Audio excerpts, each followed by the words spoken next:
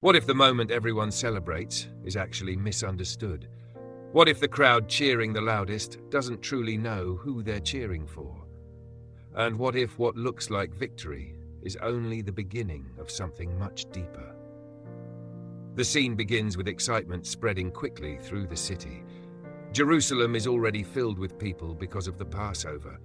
Pilgrims from different regions have gathered, bringing with them anticipation, stories, and expectation. And then news starts to move through the crowd. Jesus is coming. Not just any teacher, not just another voice.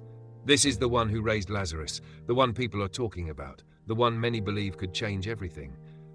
So naturally, the crowd gathers, not quietly, not cautiously, but with energy. They take palm branches, symbols of victory, of triumph, and they go out to meet him. This is not just a welcome, it's a celebration. They shout, "Hosanna!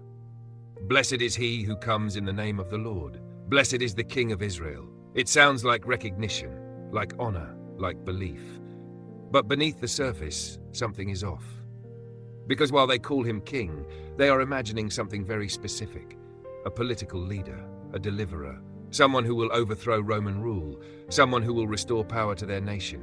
Their praise is real, but their understanding is incomplete, and Jesus knows it. He doesn't correct them in that moment. He doesn't silence the crowd.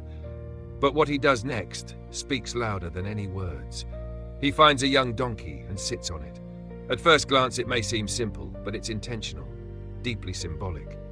Because kings, when entering in victory, usually ride horses, strong, powerful, commanding. But Jesus chooses a donkey, a symbol of peace, of humility, of a different kind of kingdom. And this fulfills what had been written long before. "Do not be afraid, daughter Zion. See, your king is coming, seated on a donkey's colt." This is not a random decision. It's a statement. A quiet declaration that his kingdom is not built the way they expect. Not through force, not through dominance, not through political power, but through something deeper. Something the crowd doesn't fully grasp. And that's where the tension lies. Because while they are shouting victory, they don't yet understand the path that victory will take. Even his disciples don't fully understand. The text tells us that only later, after Jesus was glorified, did they realize these things had been written about him and fulfilled in him.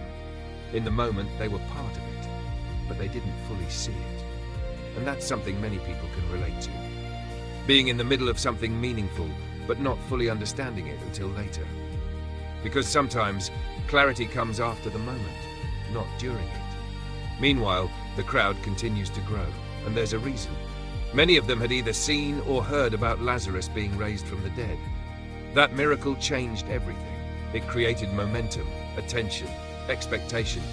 And now as Jesus enters Jerusalem, that story is following him. It's shaping how people see him, what they expect from him, what they hope he will do next. And this is important because expectations can shape perception.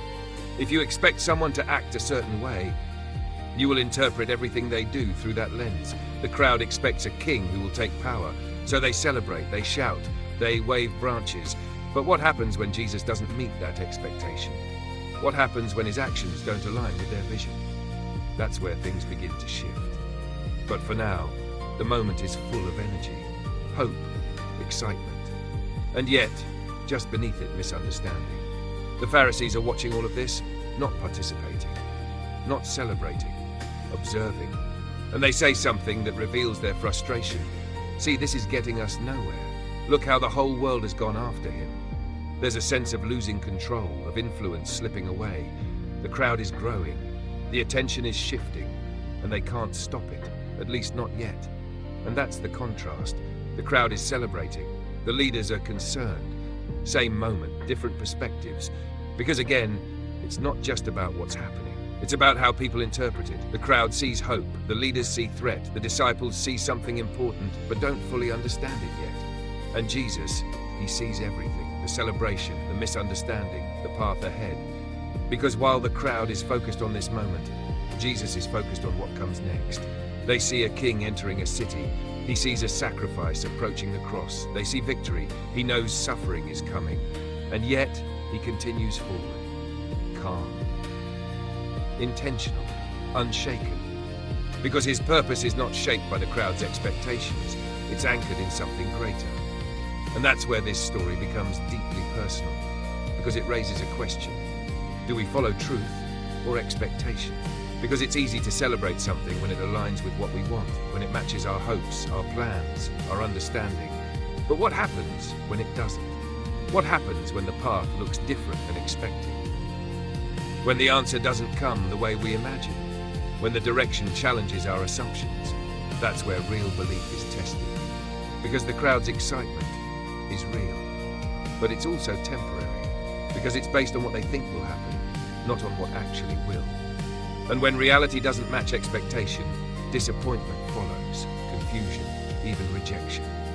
And that's what makes this moment so powerful, because it's not just about celebration, it's about perception, about understanding, about whether people are willing to adjust when truth doesn't match expectation. The same voices shouting Hosanna will not all remain loyal, because some were following a version of Jesus, not the reality of who he is.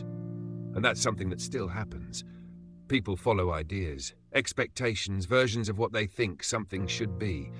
But when reality challenges that, they step back, because it's not what they signed up for. And this story invites a different approach, not to follow what we expect, but to seek what is true, even if it looks different, even if it's quieter, even if it doesn't match the picture we had in mind, because truth is not always loud, not always obvious. Sometimes it comes in unexpected forms, like a king on a donkey, like a victory that doesn't look like one at first, like a path that leads through difficulty before it leads to transformation. And recognizing that requires humility, openness, willingness to let go of assumptions, because the crowd had a moment of celebration, but missed the deeper meaning. And the question is, will we do the same?